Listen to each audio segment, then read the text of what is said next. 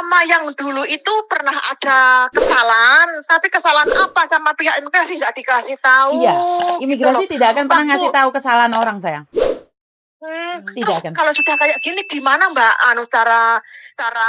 Cara nyarinya dia biar kita ini tahu sekarang Mbak saya itu di mana. Oke, satu informasi yang kamu butuhkan adalah kamu sedang mencari orang dan kamu punya datanya dia nggak? Punya KTP-nya dia, punya paspornya dia, punya data dia yang lama. Kamu punya semua tidak?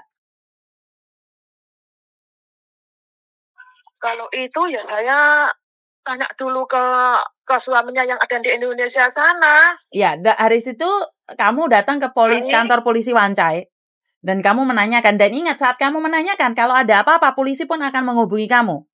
Nah, itu resikonya ada di kamu. Gitu. Betul. Oh gitu. Jadi kalau ada apa-apa, dia kasus kriminal atau sebagai saksi atau apapun ya, polisi akan menjadikan kamu juga sebagai saksi. Oh gitu. Terus kalau keluarganya nggak nyari, terus cuma dibiarin, cuma penjelasannya agensi kayak gitu, itu bisa dipercaya apa enggak Mbak Yun? Menurut pendapat saya, agensi kamu sudah melakukan yang terbaik, Mas sayang. Memang agensi tidak bisa bergerak lebih. Karena kalau tidak ada informasi dari mereka, saya sebagai agensi, saya juga tidak ada informasi lebih, sayang.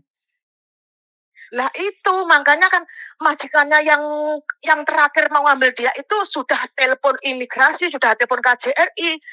Tidak akan diberikan informasi, sayang. Nah, betul. Itu mau saya jamin ataupun apa, tidak tapi pihak imigrasi tidak bisa. Enggak bisa ngasih si anak ini. Tidak gitu bisa. Loh. Tidak bisa. Tidak bisa. Karena sekali lagi hukum di Hong Kong itu sangat privat sekali, kecuali kakakmu sendiri yang mau cerita.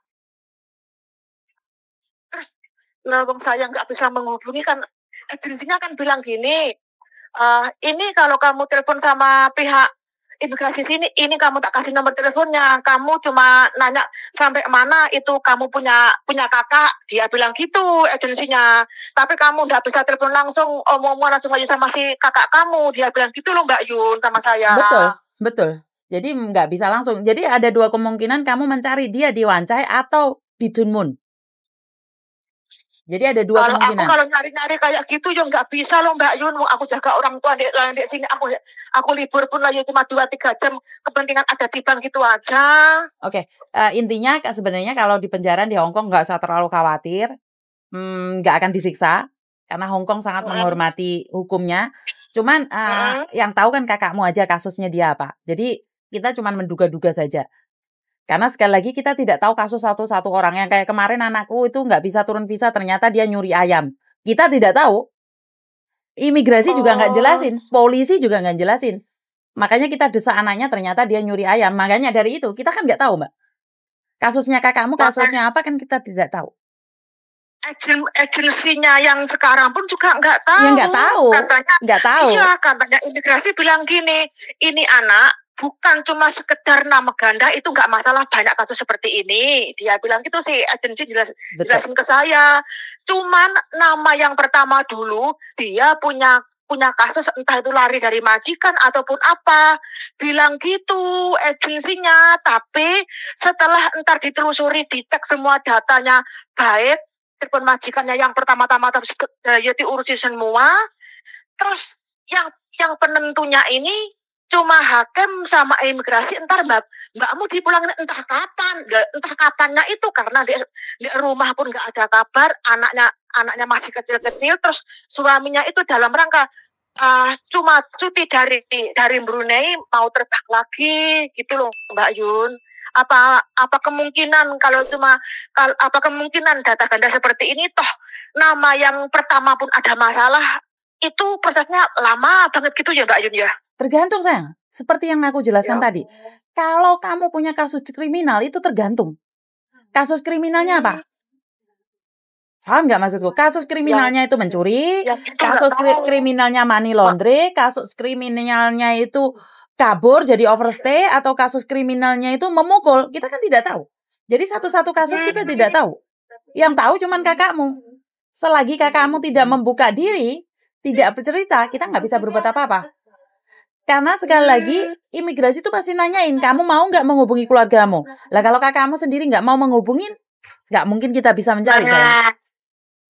Oh gitu. Jadi ingat, kita tidak bisa mencari orang yang menghilang, tapi kita bisa mencari orang yang hilang. Karena orang yang hilang, dia akan mencari jalan keluar untuk mencari kita. Iya. Tapi orang yang menghilang, yang tidak ingin orang tahu, dia tidak akan ngasih informasi apapun. Jadi intinya nggak usah khawatir, berdoa aja. Sampai sekarang itu nggak ada kabar. Sudah berapa lama? Jadi ya tanggal 11 kemarin, ya tanggal 11, 2 minggu ini Mbak Yun, sampai sekarang belum ada kabar. Tapi agensi kalau ditanyain ya cuma seperti itu jawabannya. Oke, penentunya kamu punya data lengkap nggak? Sama imigrasi. Kamu gitu. punya data lengkap nggak? Kalau kamu punya data lengkap, aku kasihkan nomornya KJRI, kamu hubungi secara langsung. Karena nomor ini bisa connect langsung ke KJRI. Tapi kamu jangan memberikan nomor siapa-siapa, nomor ini ke siapa-siapa, intinya seperti itu. Tak kasih nomornya KJRI, connect-kan langsung sama KJRI. Kalau nomor ini tak kasihkan suaminya, dia gimana?